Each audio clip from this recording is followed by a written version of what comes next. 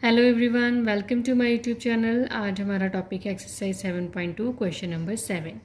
Statement है हमारे पास A B C is a right angle triangle in which angle A is 90 degree. Angle A क्या है? 90 degree है। ए बी और ए सी इक्वल है और हमने क्या फाइंड करना है? Angle B and angle C हमने फाइंड करना है। ये देखो मैंने यहाँ पे डायग्राम बनाई हुई है, मेंशन की हुई है डायग्राम में देखो एंगल ए है आपके पास 90 डिग्री, ए बी और ए सी इक्वल हैं और हमने एंगल बी और एंगल सी फाइंड आउट करना है। तो अब हम इसको स्टार्ट करते हैं। स्टार्ट करने के लिए सबसे पहले हम लिखते हैं इन ट्राइंगल ए बी सी हमारे पास गिवन क्या है? ए बी इक्वल्स टू ए सी। और हमें पता है जब किसी ट्राइंगल में दो साइड्स इक्वल होती हैं तो उसके अपोजिट एंगल्स क्या होते हैं? इक्वल होते हैं। ठीक है, तो ए बी का अपोजिट एंगल क्या बनता है? ये बन रहा है। ठीक है, एंगल सी बन रहा है और ए सी का अपोजिट क्या बन रहा है? एंगल बी बन रहा है। मतलब एंगल बी और एंगल सी क्या होंगे? इक्वल हो जाएंगे हमारे पास। ए बी का अपोजिट बन रहा है एंगल सी और ए सी का हमारे पास बन रहा है एंगल बी। और इसका रीज़न हम क्या लिखेंगे? Angles opposite to equal sides of triangle are equal. ठीक है जी, ये हमने रीज़न साथ में लिखना ज़रूर है। तो अब देखो एंगल बी और एंगल सी जो है वो मेरे पास इक्वल हो गए, तो इट मीन्स मैं बी की जगह सी भी लिख सकती हूँ, सी की जगह बी भी लिख सकती हूँ। तो हम यहाँ पे एंगल्स हम प्रॉपर्टी लगा देते हैं। हम यहाँ पे लिखते हैं angle A plus angle B plus angle C equals to 180 degree और ब्रैकेट में लिख देते हैं angle sum property of triangle. अब एंगल ए कितना है? ये हमें दिया हुआ है 90 डिग्री है। एंगल बी को हम एंगल बी ही रहने दे देते हैं और एंगल सी क्या है? एंगल सी है एंगल बी। एंगल सी की जगह मैंने एंगल बी लिख दिया और यहाँ पर हम रीज़न दे देंगे because angle C equals to angle B. तो यहाँ पर हमारे पास ये बन गया ट्वाइस ऑफ एंगल बी। ठीक है, द नेक्स्ट स्टेप में हम ट्वाइस ऑफ एंगल बी इधर ही रख लेते हैं, 90 दूसरी तरफ ले जाएंगे, ये इधर प्लस का इधर आके माइनस का हो जाएगा।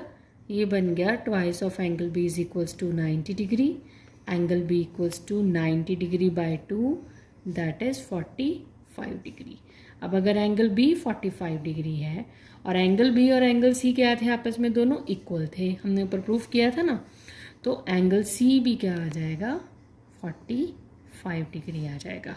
तो एंगल बी और एंगल सी दोनों हमारे पास क्या आ जाएंगे? 45 डिग्री। और यही हमने फाइंड करना था।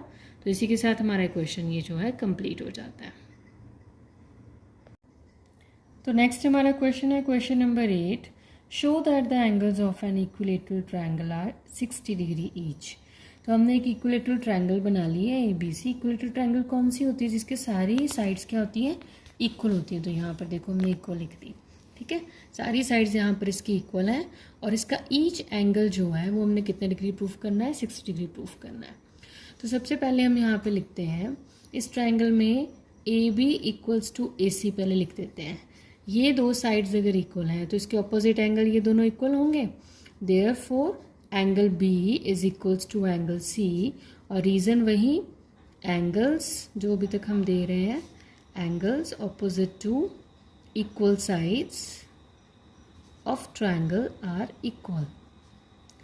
Equal sides of triangle are equal.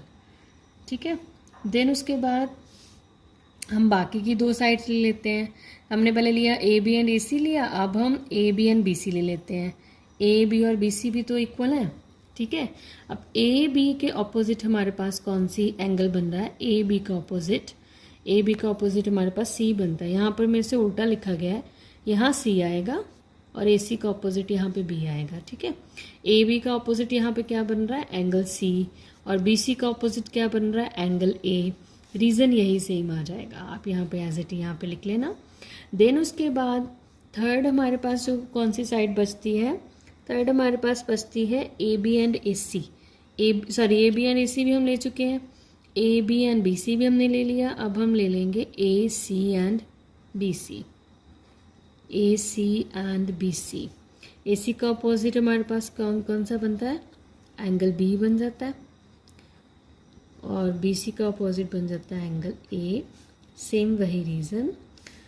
तो इन तीनों से देखो हमारे पास क्या बनता है। इसको हम इक्वेशन नंबर 1 नेम देते हैं, equation number 2 and equation number 3।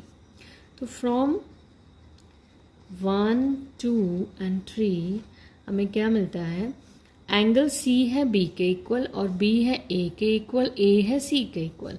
It means angle A is equals to angle B is equals to angle C आ जाएगा। ठीक है, तो अब हम देखो इस ट्राइंगल में एंगल से हम प्रॉपर्टी लगा देते हैं, angle A plus angle B plus angle C is equals to 180 degree, angle sum property of triangle. अब ये देखो ये तीनों एंगल्स आपस में क्या हैं, इक्वल हैं, तो मैं एंगल बी की जगह भी एंगल ए लिख देती हूँ, एंगल सी की जगह भी एंगल ए लिख देती हूँ। ये बना 3 टाइम्स ऑफ एंगल ए, तो एंगल ए कितना आ गया हमारे पास 180/3 दैट इज 60 डिग्री। अब अगर एंगल ए 60 डिग्री है तो मुझे पता है एंगल ए एंगल बी के भी इक्वल है तो वो भी 60 डिग्री आएगा, और ये एंगल सी के भी इक्वल है तो एंगल सी भी 60 डिग्री आ जाएगा। तो ये तीनों के तीनों एंगल्स हमारे क्या हो गए, 60 डिग्री हो गए, और यही हमने प्रूफ करना था। इसी के साथ हमारा ये क्वेश्चन कंप्लीट होता है। आपको ये टॉपिक अच्छे से क्लियर हुआ होगा, आई होप अच्छे से क्लियर हो गया होगा। और आपको मेरा कंटेंट अच्छा लगे तो मेरी वीडियो लाइक एंड सब्सक्राइब जरूर कर दीजिएगा। Thank you so much.